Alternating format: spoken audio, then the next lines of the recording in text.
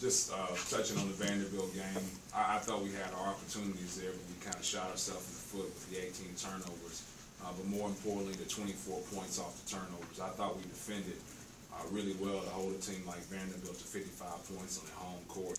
I think Bo spoke well of our defense, but we just didn't give ourselves an opportunity to win the ball game when you give away 24 points on turnovers.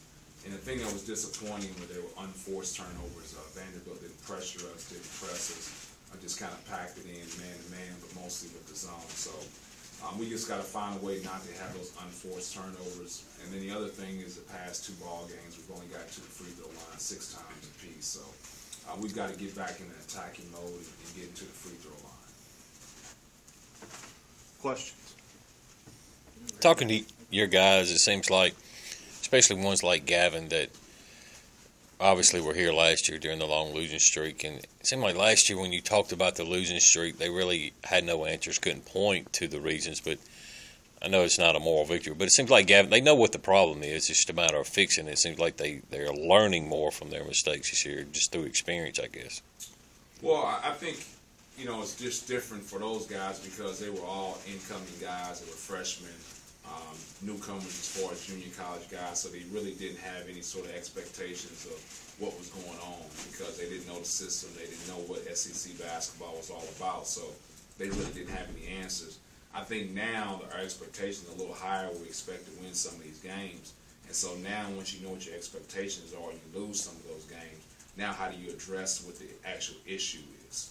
I think last year we didn't know the issue.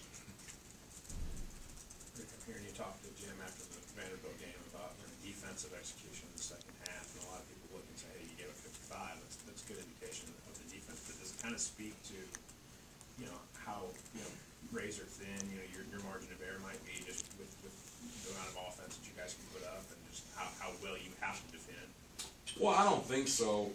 I think, first of all, we were 4th in the SEC in scoring offense, before, this week. I think, first of all, that Coach Stallings is an excellent coach, and his game plan and the way he prepares his team is probably the best in the SEC, along with Billy Donovan. But I think what is when you're on the road and you have those defensive breakdowns, but I think the biggest thing, though, Matt, is, it's hard to guard turnovers. And that's, I think, if you look at their points in the second half and their 55% field goal percentage, it mostly came off the fact that we were kind of defending our own mistakes. And so when you're defending your own mistakes, you tend to have more defensive breakdowns. But I thought when our defense was set, we wasn't running down turnovers, I thought we were pretty good defensively. You talked about not getting to the free throw line. Does that mean that y'all going to just going to have to start making the shots outside, find somebody to knock them down outside to maybe open up those lanes to get back to the free throw line? Well, I think it's a couple things. One is the teams are just playing a zone. I mean, I've never seen so much zone in my life, in my career. And what we have to do is we have to find a way to get people out of the zone by knocking down some shots, what you're talking about. But I think what we can't do, though, is we can't settle. I think when people play a zone, we settle for shots. And I think we need to continue to probe and do what we are, which is attack the zone.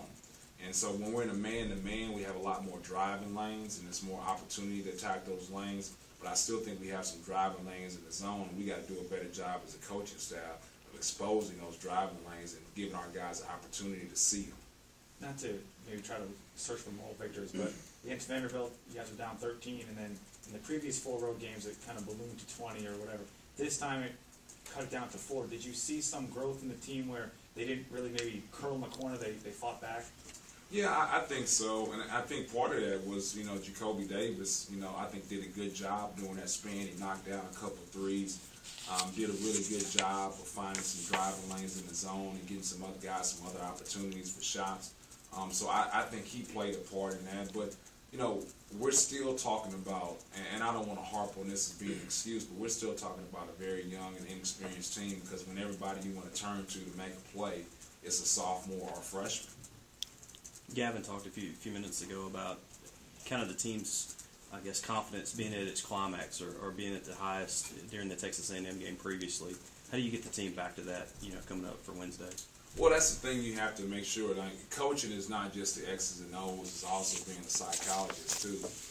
And what you got to do is you got to make sure that you're getting your guys They're recognizing what their mistakes were and what their missed opportunities were, but not harping on those things and not letting it go into your next game.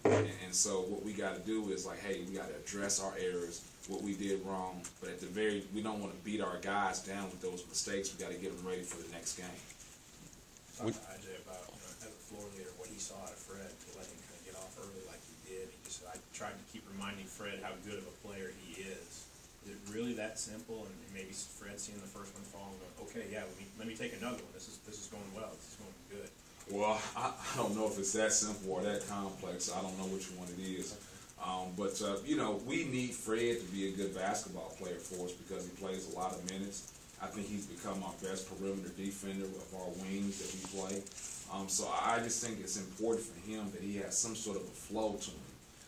And the thing I want when it's all said and done is I just want Fred out there playing with some excitement and exuberance, even if he's not scoring. And I just don't want that to be the reason that Fred Thomas is out there flying around because he's scoring a few buckets. I want him to be flying around irregardless of the situation. And that's the thing. I just want him to have a great demeanor every time he sets foot on the court, not worried about the scoring, because the scoring will come. Maybe compared to last